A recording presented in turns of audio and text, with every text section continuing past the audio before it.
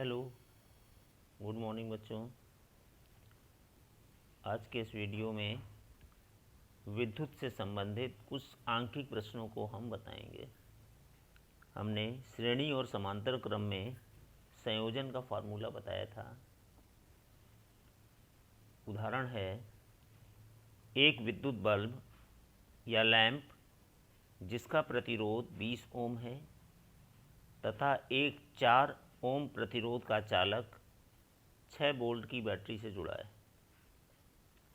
परिपथ का कुल प्रतिरोध ज्ञात करना है। परिपथ में प्रवाहित धारा ज्ञात करनी है। विद्युत लैंप और चालक के सिरों के बीच विभवांतर का पता लगाना है।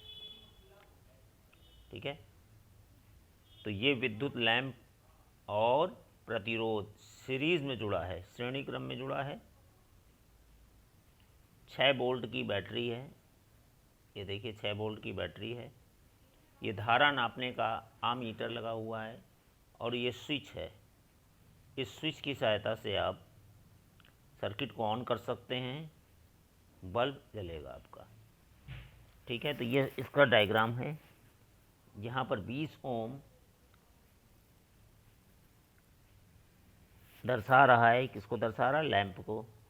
और 4 ओम दर्शा रहा है, ओम का ये निशान है, 4 ओम प्रतिरोध है, ये चालक तार को दर्शा रहा है। अब पहला प्रश्न है, इसमें पहला पार्ट कहा गया है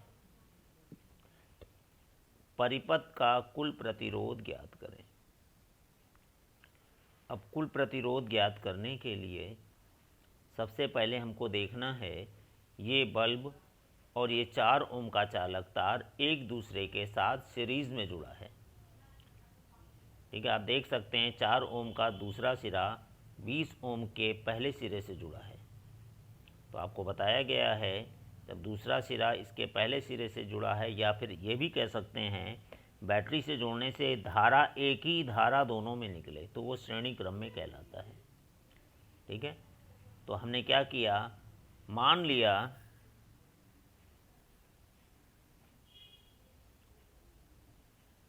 4 ओम और 20 ओम श्रेणी क्रम में जुड़े हैं। R1 बराबर 4 ओम, R2 बराबर 20 ओम और इनका तुल्य प्रतिरोध मान लिया R।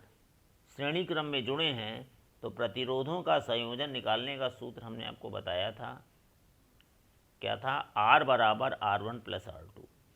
4 प्लस 20 बराबर 24 ओम आपका ये आ गया तुल्य प्रतिरोध। ठीक है, अब इन्होंने कहा है सेकंड पार्ट, धारा I की गणना करें। तो आपने तुल्य प्रतिरोध निकाल लिया R, I निकालना है, V दिया है 6 वोल्ट, तो I बराबर V बटे R। तो 6 बटे 24 यानी विभवांतर को जब प्रतिरोध से भाग करेंगे तो आपकी विद्युत धारा आ जाएगी।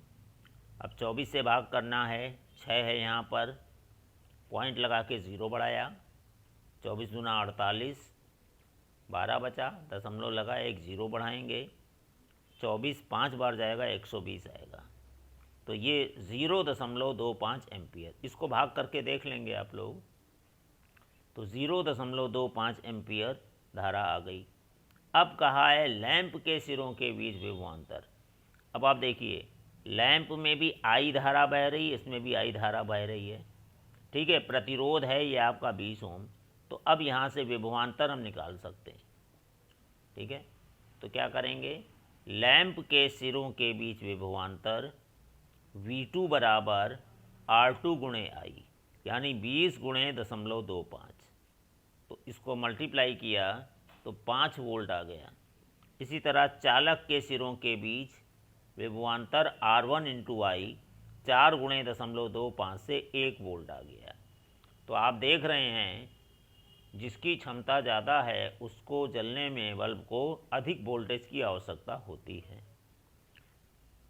ठीक है, तो ये आपका क्वेश्चन नंबर 1 एग्जाम्पल हुआ। इसको इस तरीके से करना है। अब अगले उदाहरण की ओर बढ़ रहे हैं।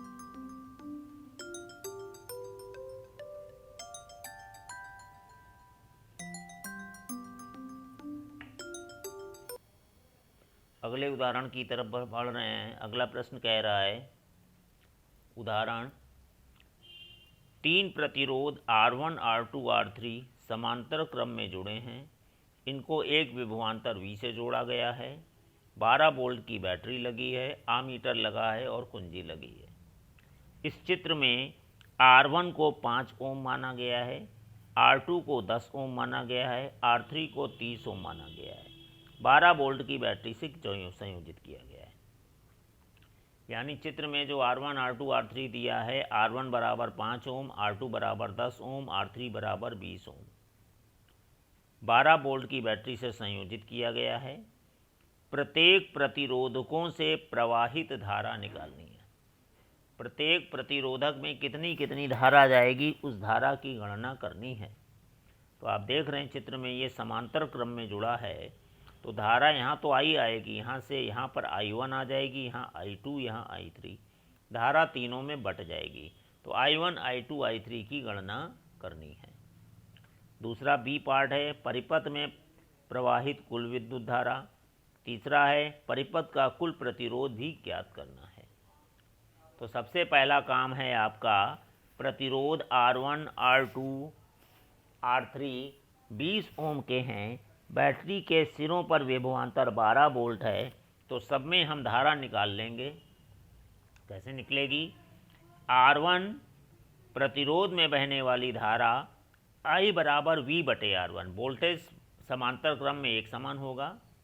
तो 12 बटे 5 यानी 5 दूना 10, 5 चौक 20, 2.4 एम्पियर की धारा R1 प्रतिरोध में आ गई जो 5 ओम था।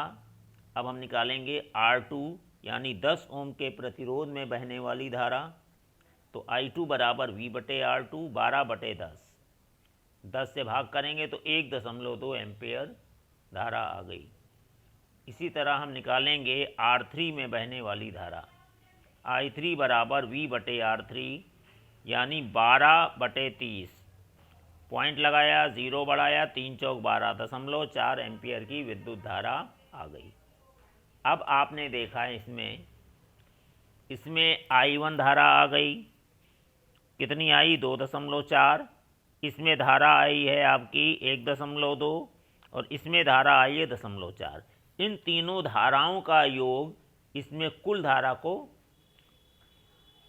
निकालेगा। तो क्या कह सकते हैं? परिपथ में प्रवाहित कुल धारा बराबर I बराबर I1 plus I2 plus I3, तीनों धाराओं को जोड़ दिया। जो पीछे निकाली है 2.4 प्लस 1.2 प्लस 0.4 जोड़ देंगे।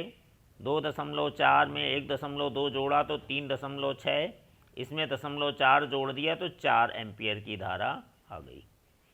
अब कहा गया है सी में कुल प्रतिरोध निकालना, यानी तुल्य प्रतिरोध। ठीक है, ये समांतर क्रम में जुड़े हैं, तो 1/R बराबर 1/R1 plus 1/R2 plus 1/R3।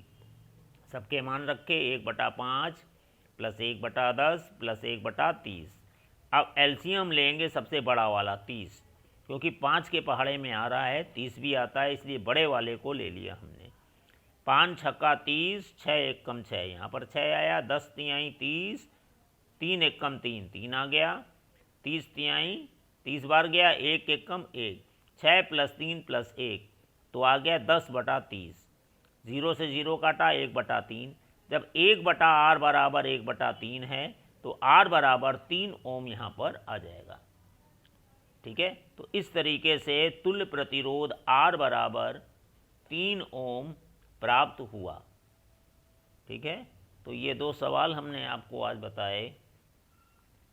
ठीक है, इन 2 सवालों को समझने की कोशिश करेंगे। अब है पेज 237 के प्रश्न। ठीक है, उसको हम बताने की कोशिश करेंगे।